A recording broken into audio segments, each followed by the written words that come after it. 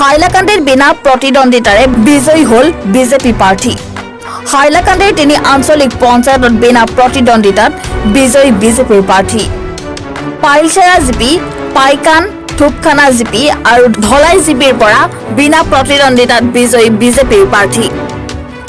বিজয়ী প্ৰাৰ্থী কেইগৰাকী পাইলচেৰা জিপিৰ মীনাক্ষী দাস, পাইকান থুপখানাৰ জিপি শিৱানী দাস আৰু ধলাই জিপিৰ পৰা সুস্মিতাৰী।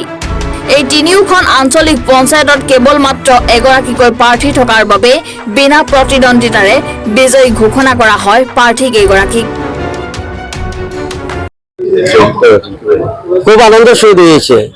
পাইকান এবং তুপখানার জিপির ভারতীয় জনতা পার্টির ক্যান্ডিডেট শিবানী দাস মহাশয়া বিনা প্রতিদ্বন্দ্বিতায় উনি নির্বাচিত হয়েছেন এবং পাইকান তুপখানার জিপির যারা আমাদের প্রিয় ভাই বন্ধু আছেন সবার সহযোগিতায় আজকে আমরা নির্বাচিত হয়েছি বিনা প্রতিদ্বন্দ্বিতায়।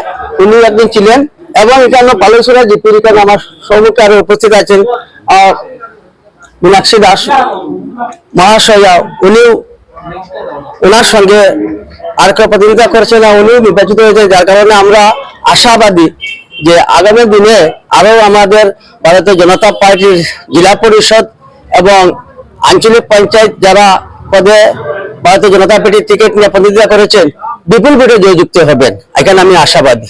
ধন্যবাদ, নমস্কার।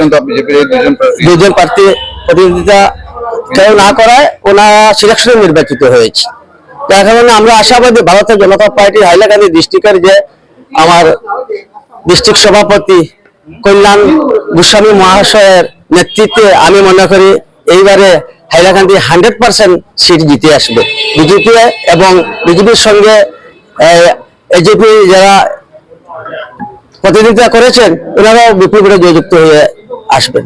ধন্যবাদ। হাইলাকান্দিৰ পৰা সুৰজিৎ দে ৰিপৰ্ট, এনি ভাৰত 24।